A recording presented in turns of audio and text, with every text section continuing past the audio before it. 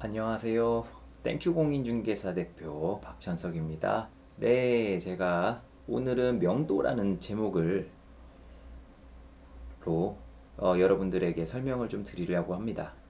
네, 우리가 주택이나 구분상가나 다가구 주택 또는 더 크게는 상가 건물 빌딩 같은 거를 거래를 하게 될 때에는 매수자가 그 건물에 현재 영업을 하고 있거나 거주하고 있는 그 세입자를 그냥 인수, 승계받아서 네, 계약을 체결하는 경우도 있습니다. 하지만 간혹 매수인이 그 건물을 사업 용도로 사용한다든지 아니면은 주거 용도로 자기가 직접 거주하려고 주거로 그래서 그 집을 비워야 된다든지 하는 경우에는 이제 명도 문제가 발생할 수 있어요. 예를 들어 4억을 구입하자는 사람이 4층짜리 빌딩을 구입해서 1층은 임대를 주고 2층부터 4층까지는 본인들 사옥으로 쓰려고 하는 경우에 그 빌딩을 매수하는 목적이 사옥으로 사용하는 거기 때문에 기존에 사용하고 있던 임차인을 내보내야 되는 필요성이 생기게 됩니다. 뿐만 아니라 내가 만약에 상가주택을 구입을 하게 되는데 그 상가주택의 상가는 세를 주고 그 중에 주택 한 개를 내가 주인 세대에 거주하고 싶으면 그 집을 이제 명도하는 조건으로 해서 그 상가주택을 구입을 하게 됩니다. 근데 이러한 명도가 일반적으로 전 소유자와 임차인 간의 임대차 계약에 의해서 어느 정도의 이야기는 오고 가고 실제로 계약서에 새로운 매수자와의 계약이 체결된 경우에는 어, 새로운 매수자에게 이 상가를 명도한다라고 계약서에 이미 임대차 계약서에 그런 내용들을 이미 적었습니다. 또 어떤 경우에는 그 계약서 내용대로 새로운 임차인에게 새로운 세입 소유자에게 그 점유를 명도한다라고 그거를 계약을 했을 뿐만이 아니라 좀 더 규모가 큰 건물들 같은 경우에는 재소전 화해로 미리 어, 판결문에 준하는 어떤 그러한 어, 법원의 그런 판결을 받아둬서 바로 강제 집행을 할 수 있도록 그런 식으로 재소전 화해까지 받아두는 경우가 있습니다. 근데 간혹 재소전 화해를 받아놓고서 좀 기간이 좀 지나고 그거를 다시 그 이후에 다시 어떤 관리도 없이 그 재소전 화해가 있으니까 그냥 그걸 믿고 그냥 쭉 갖다 추후에 매도해서 어떤 문제가 생기는 경우가 있습니다. 그래서 제가 여기서 일단 명도에 대한 간단한 설명을 해드리고 차근차근 말씀드리도록 할게요. 자, 명도는 이제 토지나 건물 또는 선박은 빼겠습니다. 네, 토지나 건물을 점유하고 있는 자가 그 점유를 타인의 지배하에 옮기는 것입니다. 아까 말씀드렸듯이 전 소유자의 어떤 물건이었는데 그 안에서 이제 영업을 하거나 거주하시는 분들을 나가게끔 한 다음에 그것을 다른 사람에게 새로운 소유자에게 넘기는 것 이런 게 명도입니다. 법문상으로는 인도로 규정하고 있습니다. 네, 명도가 보통 어, 우리가 상가를 임대했는데 상가 임차인이 월세를 내지 않아요. 그래서 3기 이상의 차임을 연체했을 경우에는 그때 이제 임대차 계약 해지를 통지하고 이제 명도를 시작하죠. 그럼 보통 6개월 정도 걸립니다. 뭐 길게는 1년까지 걸린다고도 하는데 네, 이제 꽤나 오랜 시간 동안 네, 법적 분쟁을 하면서 시간도 많이 쓰고 이에 대한 비용도 많이 나갑니다. 그리고 이 사람들이 버티는 바람에 월세도 제대로 못 받게 되죠. 그래서 그런 금전적 손해가 시세가 비싼 금액이 비싼 부동산일수록 더 많은 어, 손해가 발생할 것입니다. 그래서 매수인이 건물을 매수 후에 명도가 안 되면 아까 말씀드렸듯이 엄청난 시간을 날리게 되고 이게 어떻게 보면 거래 사고가 되는 거죠. 그래서 건물을 양도하기 전에 6개월 전부터 명도는 반드시 준비해야 됩니다.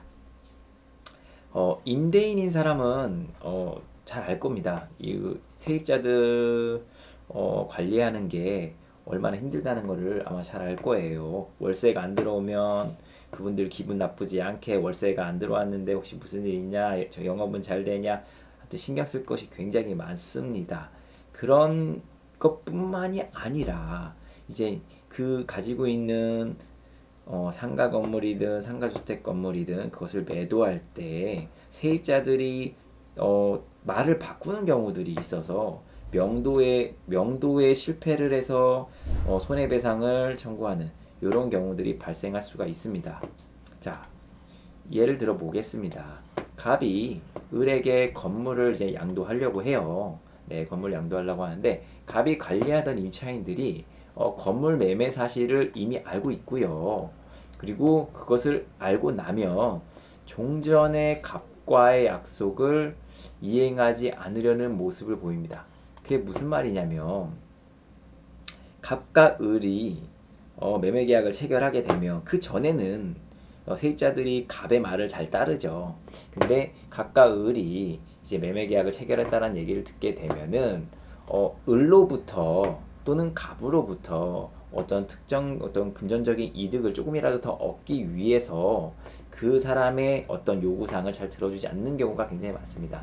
그래서 종전과의 갑과의 약속을 이행하지 않으려는 모습을 보이고, 이래서 명도 때 이런 현상들이 주로 일어납니다. 이거는 어, 임차인들이 어떤 법의 허점을 찾아낸다면은 그것을 이용해서 조금이라도 내가 이젠 이 가게에서 또 이 집에서 나가는데 조금이라도 비용을 조금 더 받을 수 있으려고 하는 어떻게 보면 비윤리적인 행동일 수도 있는데, 네, 하여튼 그러한 행동들을 일반적으로 하게 됩니다. 사람이라서 그럴 수도 있을 것 같습니다. 네. 그리고 이 보통 명도하면 좀 전에도 말씀을 드렸지만 뭐 빌딩이나 상가주택도 있지만, 네, 한 개의 호수 세입자만을 명도할 필요가 있는 집합상가도 있을 거고요.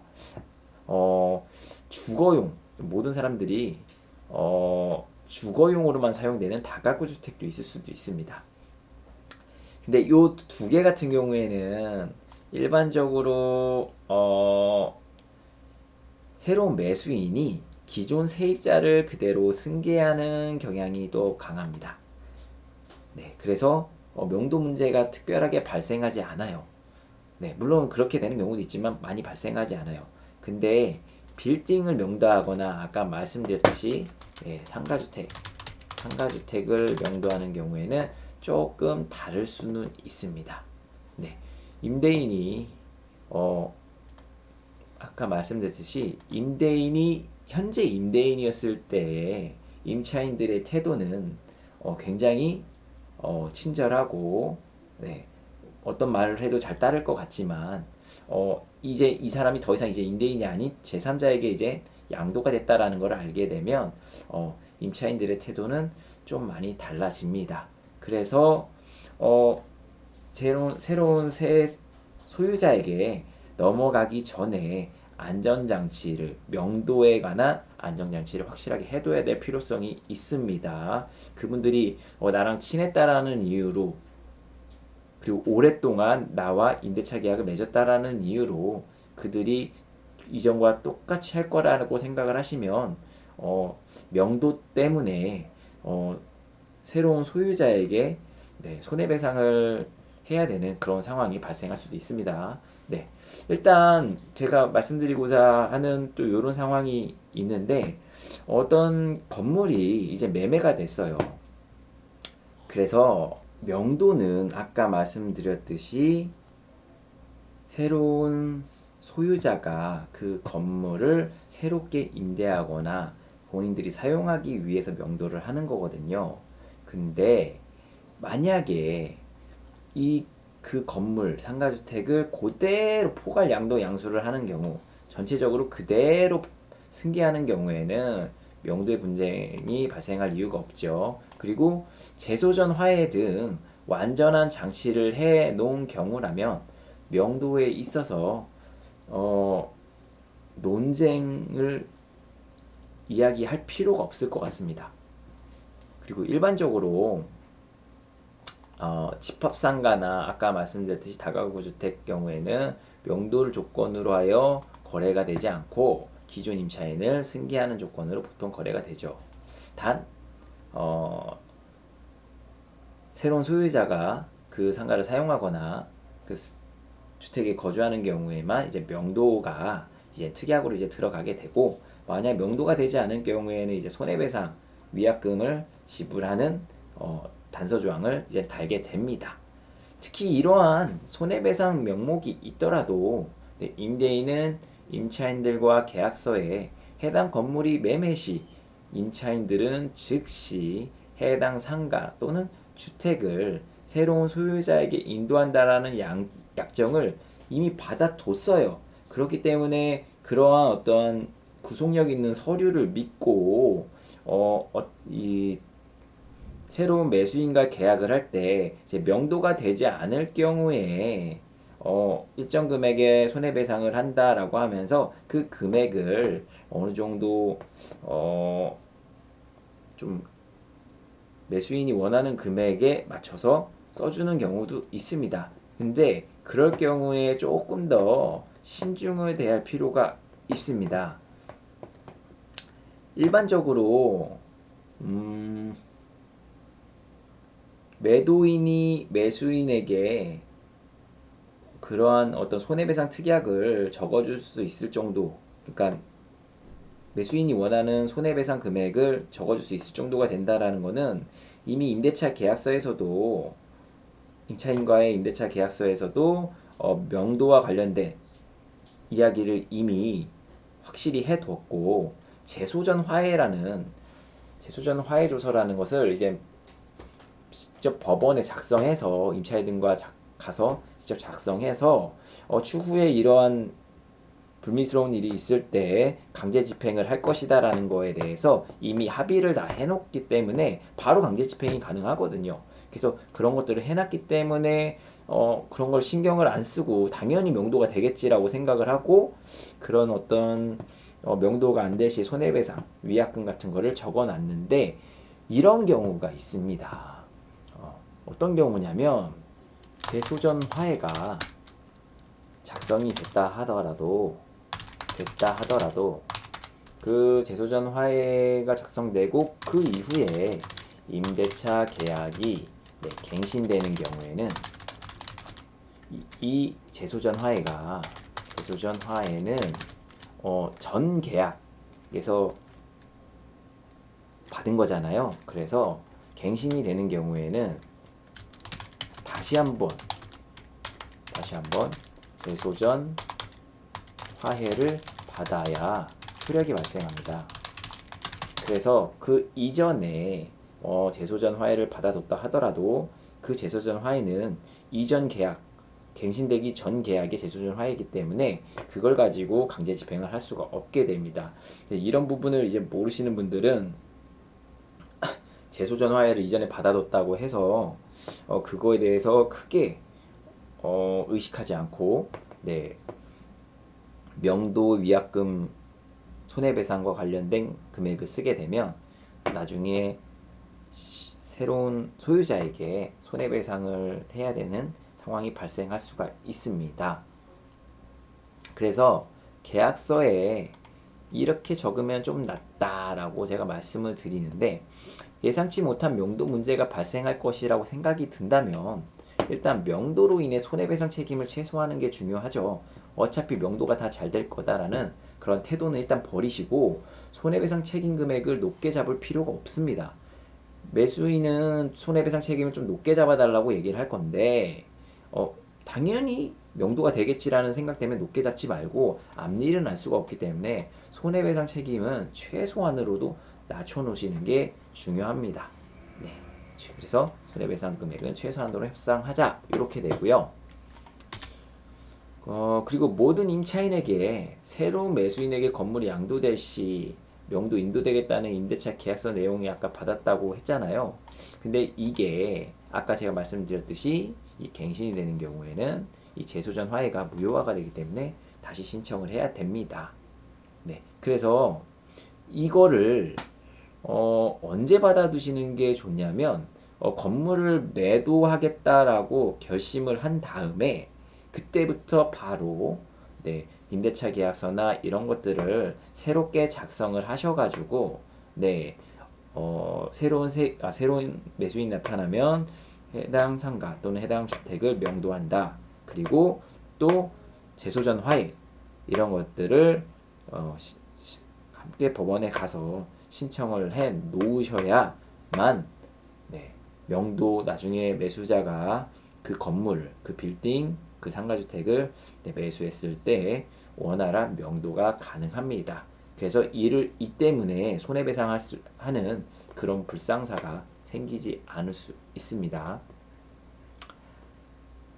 그리고 간혹 이제 세입자분들이 이제 영업을 하기 위해서 이제 불법 건축물, 불법 시설물들을 설치해 놓는 경우들이 있어요. 그리고 일반 주거지에서는 흔하진 않지만 네, 뭐 주거지 내에서도 뭐 구조 변경이나 어떤 오랫동안 그 집에 세입자로 살았다면 어떤 그런 어, 시설을 좀 변경했을 경우들이 있거든요. 그래서 그런 게 있다면은 그런 것들을 어, 새로운 매수자가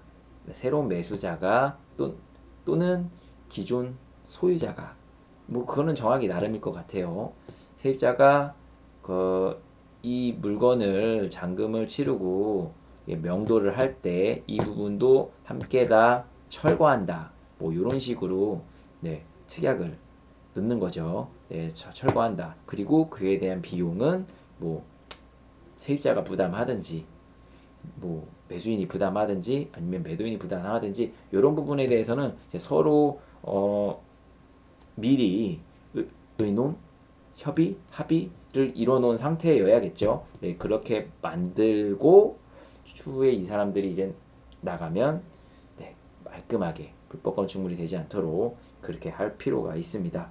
그리고 이거를 임차인에게 니네가 철거하고 나가라라고 하면 이 임차인들도 이제 반발심이 생길 수가 있기 때문에 최소한의 뭐 이걸 매도인이 비용을 부담한다든가 매수인이 뭐 좋은 건물 구입하니까 그냥 자기가 부담한다든가 이런 식으로 잘 미리 협상을 해놓는 게 중요할 것 같습니다. 네, 감사합니다.